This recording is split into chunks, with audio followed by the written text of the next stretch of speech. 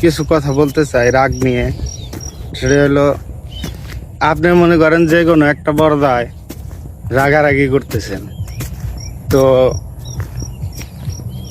আপনারা যারা ভালোবাসে তারা কিন্তু কাছে আইব। এখন আপনি মনে করেন যারা ভালোবাসে তারা তো কাছে আসবই, কি হয়েছে শুনবো জানবো। তখন সেই সময় যদি আপনি এই তারা আপনার ভালো কথা বলতেছে, আপনি রাগের মাথায় একটা কথা বললেন যে এইভাবে না এইভাবে, বা বলে দিলেন একটা কথা, তো সেক্ষেত্রে আপনার হয়তো তারা মনে আঘাত পাইছে, রাগ করছে, বা মনে তাদের সাথে এটা করা ভুল হয়েছে, এটা আমি বুঝতেছি বা আপনি বুঝতেছেন। তো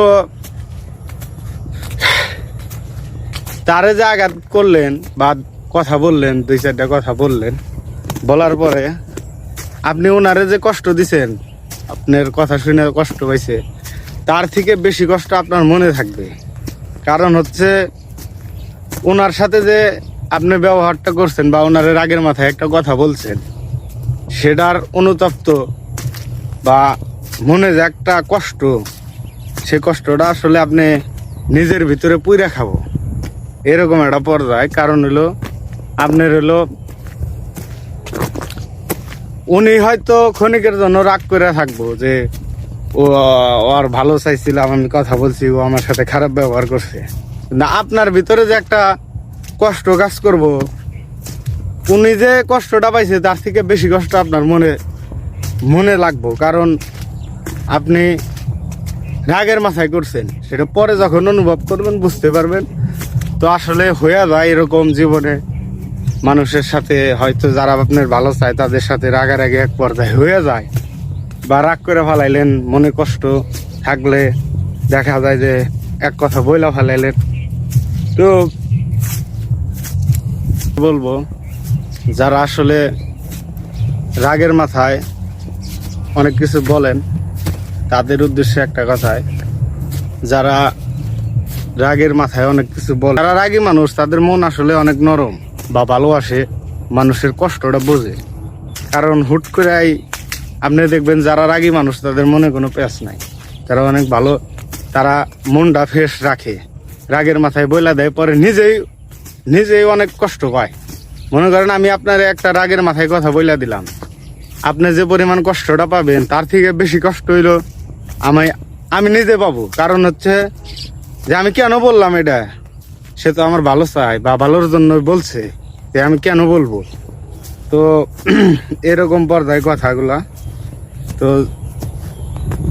হয়তো খারাপ ব্যবহার বা রাগের মাথায় অনেক কথা আপন লোকজনের অনেক কিছু বলা হয়েছে লাইভে, এরকম অনেক ঘটনা আছে, বলছি হয়তো বুঝতে পারি নাই, পরে অনুভব হয়েছে, বুঝতে পারছি।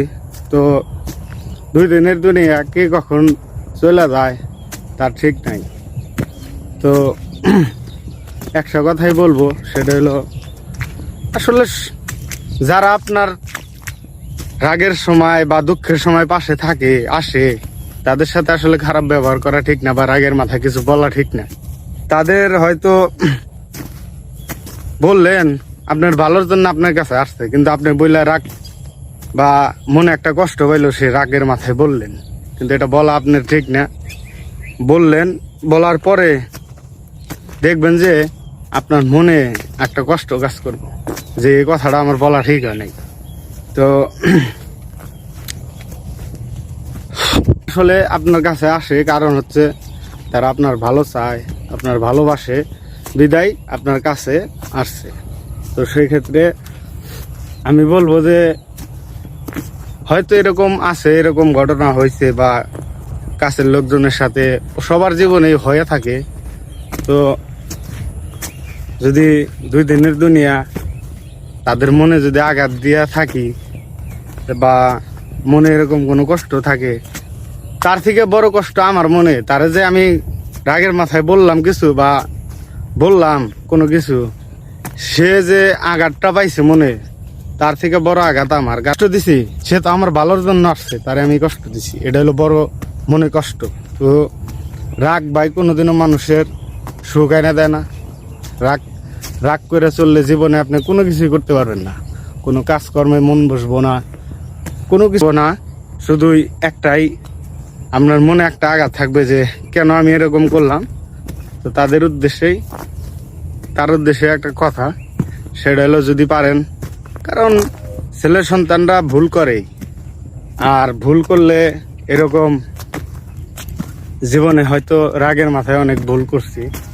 তো যাদের সাথে জীবন জড়িত বা যারা আমার ভালো চায় তাদের জন্য, তাদের কাছে সবসময় আমি ক্ষমা প্রার্থী। কারণ রাগ করে চললে জীবনে আপনি কোনো কিছুই করতে পারবেন না, কোনো কাজকর্মে মন বসবো না, কোনো কিছুতে আপনার মন বসবো না। শুধুই একটাই, আপনার মনে একটা আঘাত থাকবে যে কেন আমি এরকম করলাম। তো তার উদ্দেশ্যে একটা কথা, সেটা হলো যদি পারেন, কারণ ছেলে সন্তানরা ভুল করেই, আর ভুল করলে এরকম জীবনে হয়তো রাগের মাথায় অনেক ভুল করছি।